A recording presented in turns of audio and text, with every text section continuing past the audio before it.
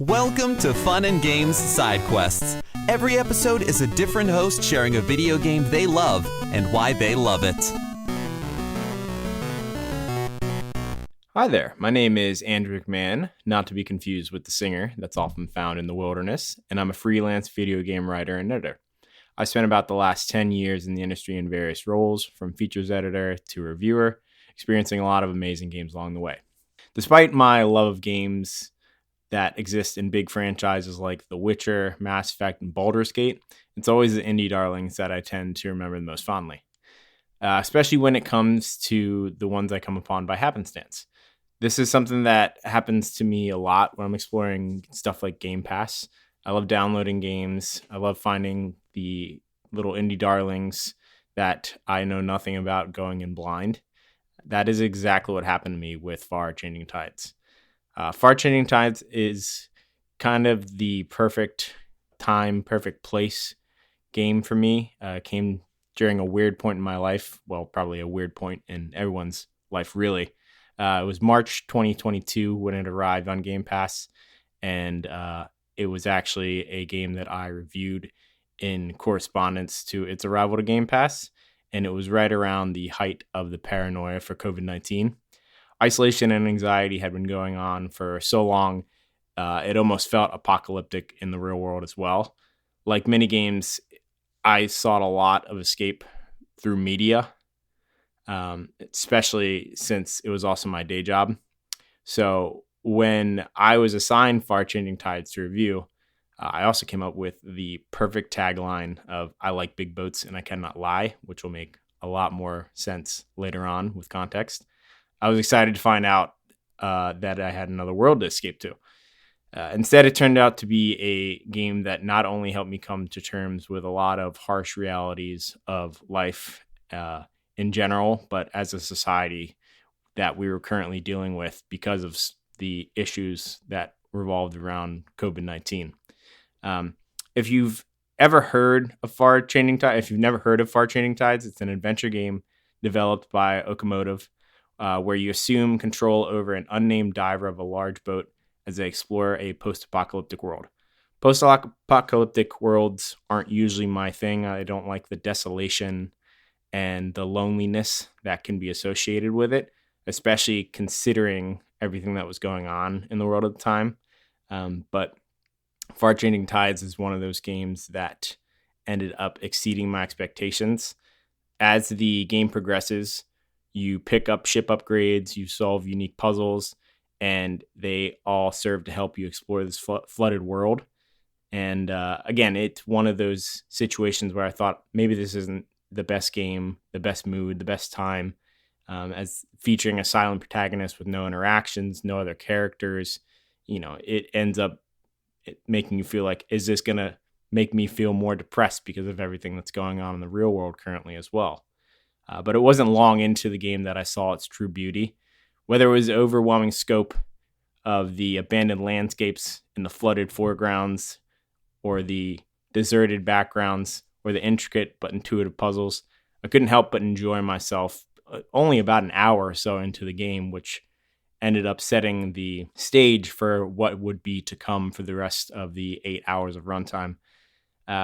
Without seeing it for yourself, it's really genuinely hard to describe how awe-inspiring some of the sights and experiences of Far Changing Tides are. Whether you are exploring the ocean floor to find resources as the diver, or you're going through climbing an ancient tower to unlock a gate mechanism so that you can progress through the flooded world. There's very few times where I didn't find myself just falling into and immersed into the world of Far Changing Tides, despite there being no dialogue, no direction. There's no tutorials whatsoever in the game telling you what to do next. It's all based upon kind of just intuition and thought cues. There's slight tutorials, but you're never told this is what you have to do next. That doesn't even take into account all the murals and other bits of imagery that paint this beautiful silent picture of the world's demise and what came before all the floods. Like I mentioned, the puzzles are fantastic. They take into account stuff like gravity, weight, terrain, and how you can use them in creative ways. And again, you're not told how to solve any of this.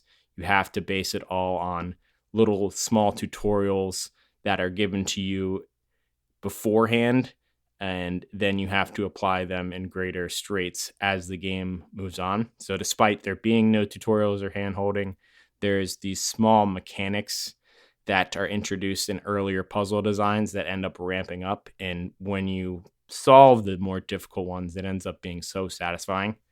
For example, when I got the diving module, it took a second to realize the proper way to even initiate the process. It requires a few different steps to start it. You have to look closer at the hose and then realize, oh, that this mechanic works this way, and that it unlocks a platform that leads to unlock another item for the boat in the section before. After each upgrade that you get as the game progresses, you end up using each thing that you've unlocked, and it ends up stacking. And so you end up running around the ship, swapping out hoses, firing up stoves, picking up resources, while also managing obstacles and variables like not having enough wind for the sails or needing to dive underwater. So you have to activate certain mechanisms at certain times to be able to do that in tandem at the right time. And it takes a little bit of time to understand, but once you do, it not only feels fluid, but it also feels like the ship is its own character and ends up being alive. Every new upgrade that you get will unlock either a new compartment or a new room or a new feature. And it kind of felt like the ship having a new milestone, like in a child's life. Overcoming every new obstacle and exploring with my ship was cathartic. It's hard to explain without, actually being in the game and playing it yourself. But every single time I took a new step in the journey, it was also something that, again, because there's no explanation, you do this on your own. You figure this all out on your own. There's no easy mode. There's no hard mode. There's no tutorial. It's something I ended up really, relating to a lot in Far Changing Tides. There's a lot of times in life where you're not going to have anyone to rely on but yourself. It's going to be hard. But the beauty of that is the growth and experience you get while on the journey. And Far Changing Tides taught me a lot about, life in general, and just made me feel very introspective of the world in a very bleak and difficult time of life, and just really emphasized that even with a lot of strife and negativity going on, there's the ability to put your best foot forward and to always keep chugging through. And I recommend it for anyone that likes a puzzle game like Limbo or Inside. Even if you don't, these are the type of games that can introduce you to a new genre and introduce you to these little indie darlings. So I highly recommend you play Far Changing Tides. Happy gaming, everyone. Have you ever been reading through a stack of comics and thought, maybe I should see what this Arkham Asylum game is all about? Or been playing Marvel vs. Capcom and felt like you were at a real disadvantage since you didn't know who half the characters were? Well, Play Comics is the show for you. I'm Chris, and each episode we take a look at video games based on comic properties and how well they stick to that source material. So whether you know the comics and want to know how all these games work, or you know the games and want to find out where all this craziness came from, go check out Play Comics at playcomics.com or wherever you find your favorite podcasts. CPOV. CertainPOV.com.